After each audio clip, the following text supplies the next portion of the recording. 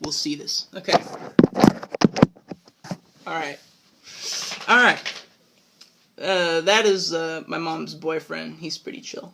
So the owl is the next choice, and I put that at the heart center, but you can choose anything. It's the heart. It's love. The chest, the cage, the owl. And also another modality could be the emotional complex and willpower. This is also another willpower. This is where we project again. So courage, wisdom, silence, connectedness.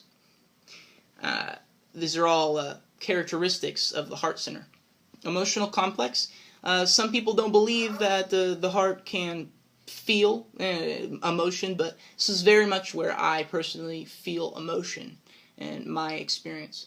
So that is what I believe in. Take it or leave it.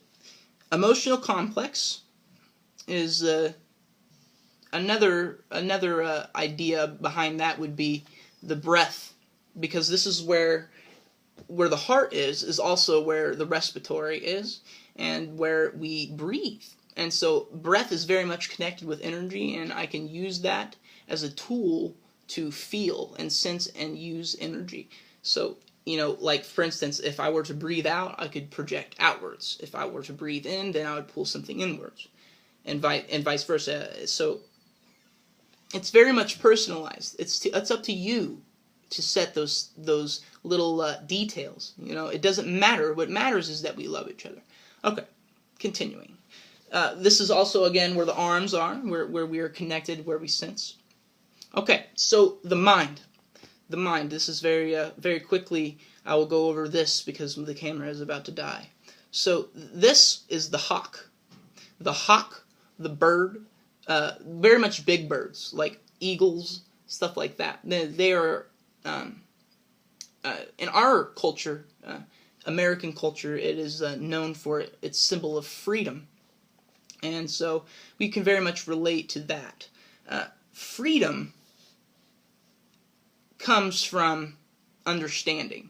So the reason that we can connect that to the bird, for those of you who haven't ever really dove into spirit animals and things like that, a way you could understand this would be to observe the nature of everything. Well, the bird, specifically the eagle, will fly over the clouds whenever there's a rain, and there's some very interesting nature to that, because when there's a storm, you can take the water, you can take that, you can soak it all up, and honestly, I love rain, so I soak it up, but it's very much the nature that we're looking at, not such a literal sense.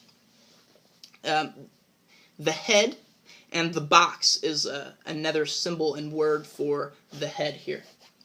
So the soaring bird, they have very keen eyesight. They can zoom in on things on a very deep level and see things from different perspectives than others. They have very, very unique eyesight. So this is very much connected with higher understanding and clarity and power and perception. This is why education is very much important in our culture, because if we do not educate our young, we do not educate the people, and keep knowledge or try to hide knowledge from somebody, that is very much against freedom. That is very much against everything that our country stands for. So if those kind of people are in power, we need to find them immediately, and we need to take care of that, because this is not something to mess around with. This is you. This is your consciousness. This is something we're sharing. So if you want it to continue, then we need to take the necessary procedures to fix that.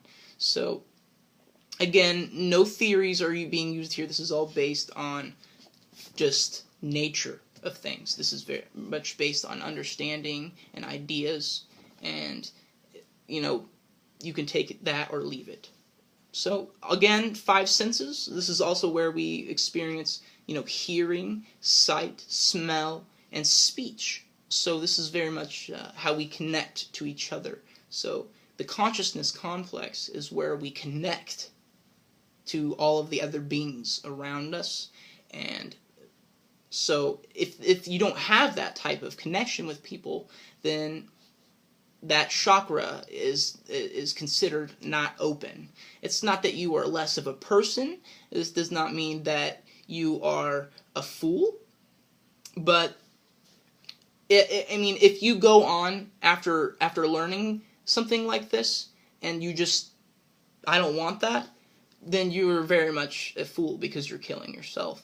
And I mean, some of us here want to live, and if you're taking that freedom away from us, then I don't know. I mean, I think it'll be ultimately up to you how you feel about that in the end, how you would force your will upon someone else who didn't willingly want to accept that. So again, we love you, we forgive you. It's time to move on from this. The world needs change.